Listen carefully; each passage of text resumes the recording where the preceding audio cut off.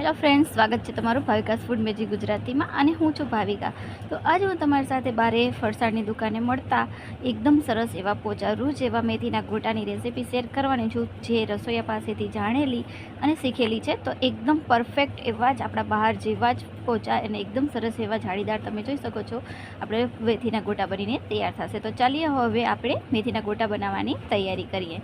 તો બધાને પ્રશ્ન હોય છે કે બહુ જ આપણા બહાર જેવા જાળીદાર ગોટા બનતા નથી, ઘણી વખત કડક પણ બની જાય છે અને આમ પોચા પણ નથી થતા અને અંદરથી કાચા રહી જાય છે। તો ચાલો આજે એકદમ પરફેક્ટ રેસીપી રસોઈયાની જાણીતી આપણે એક સિક્રેટ વસ્તુથી આપણે એકદમ સરસ એવા મેથીના ગોટા બનાવીશું। તો ઘણી વખત મેથીના ગોટા કડવા પણ ખાવામાં લાગતા હોય છે, તો આ તમે આ રીતે આખી પૂરી રેસીપી જોજો તો જરાય પણ નહીં લાગે। તો પહેલાં મેં અહીંયા મેથીને એકદમ સરસ એવી ધોઈ અને સાફ કરી લીધી છે અને મેથીના પાંદડા જ લેવાના છે, ડાળી ના આવે તે ખાસ ધ્યાન રાખવાનું। તો આ રીતે એકદમ સરસ એવી આપણે એકદમ ઝીણી પણ ચોપ પણ કરી શકો છો। મેં અહીંયા આખી મેથી રાખી છે।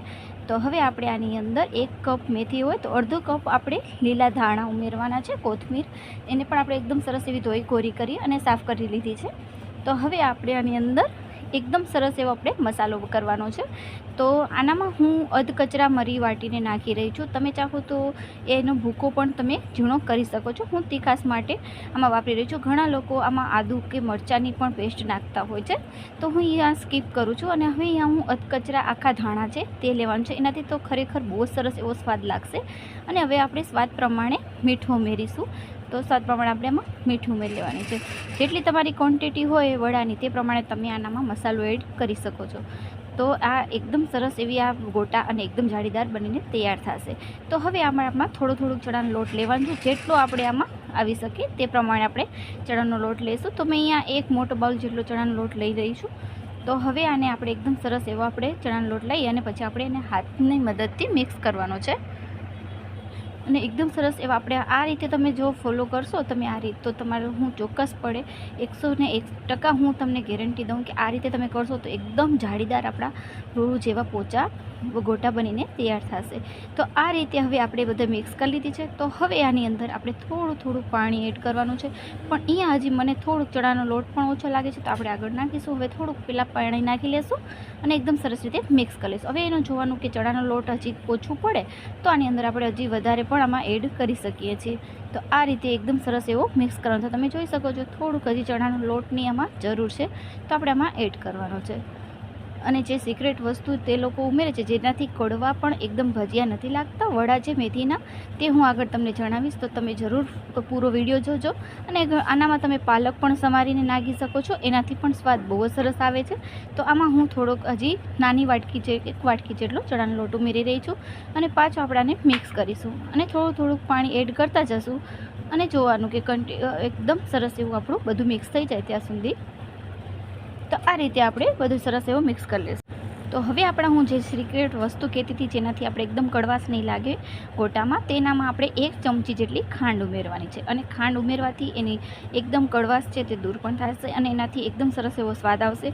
અને તમે એવું વિચારતા હશો કે આ ગળપણ નાખવાથી થોડુંક મીઠા ગોટા લાગે છે, પણ એવું નથી, તમે ચોક્કસ ટ્રાય કરજો, આનાથી એકદમ સરસ એવા આપણા ગોટા બનશે। તો હવે થોડુંક પાણી મેં એડ કર્યું છે, હજી થોડુંક ખીરું જાડું લાગે છે, જેટલું આપણે આમ હાથમાંથી પડી જાય તેવું આપણે ખીરું કરવાનું છે। તો તમે જોઈ શકો છો એકદમ સરસ એવો ફ્લફી આપણું બેટર તૈયાર થઈ ગયું છે। તો હવે આપણે એક બાજુ મેં ગરમ તેલ કરવા મૂકી દીધું હતું, હવે આપણે આની અંદર આપણે થોડુંક હજી પાણી એડ કરીશું, એકદમ સરસ ખીરું કરવાનું છે, જેથી એકદમ સરસ એવું આપણો ખીરું બનીને તૈયાર થાય। હવે એ સાઈડમાં મેં અહીંયા કને ગરમ તેલ કરવા મૂકી દીધું હતું, તો તમે જોઈ શકો છો એકદમ સરસ એવું આપણા હાથમાંથી પડે છે એટલે આપણું ખીરું બનીને તૈયાર છે। તો હવે આપણે વડા ઉતારવાના છે। હવે આપણે વડા ઉતારી એના પહેલાં અહીંયા મેં ચપટી 1/4 ટીસ્પૂન સોડા લીધી છે ખાવાની, જે આપણે ખાવાનો સોડા હોય છે એમાં જે આપણે ગરમ તેલ મૂક્યું હતું તેનામાંથી આપણે 1 પાવડો તેલ મૂકી દઈશું અને એકદમ સરસ એવા એક જ ડાયરેક્શનમાં આપણે એને મિક્સ કરવાનો છે। હવે આપણે એક જ ડાયરેક્શનમાં હલાવશું એટલે એકદમ જે આપણું બેટર છે એકદમ ફ્લફી થઈ જશે, એનાથી જ આપણા એકદમ સરસ એવા ગોટા છે તે આપણા ફૂલી અને દડા જેવા થશે અને એકદમ અંદરથી જાળીદાર અને પોચા બનશે। તો આ રીતનું ખીરું તૈયાર કરી લેવાનું।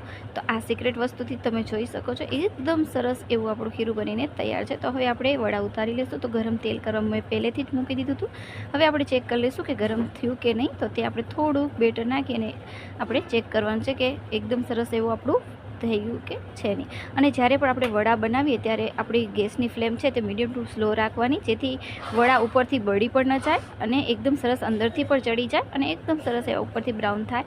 નકર જો આપણે એકદમ સરસ એકદમ ગેસ ફૂલ હશે અને આપણા જે વડા છે તે બળી જશે અને અંદરથી કાચા રહી જશે. તો આ રીતે એકદમ મીડિયમ ટુ હાઈ ગેસ ઉપર આપણે વડા તળી લેશું. તમે જોઈ શકો છો એકદમ સરસ એવા આપણે ગોલ ગોલ એકદમ સરસ એવા ફૂલે છે.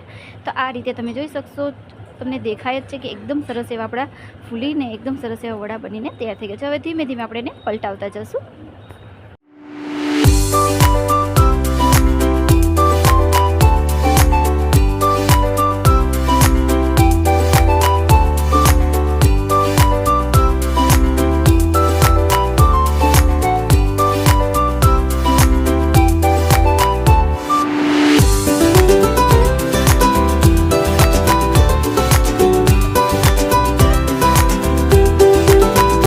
હવે સરસ એવા ગરમા ગરમ આપણા મેથીના ગોટા બનીને તૈયાર છે, એકદમ પોચા રૂ જેવા અને એકદમ જાળીદાર.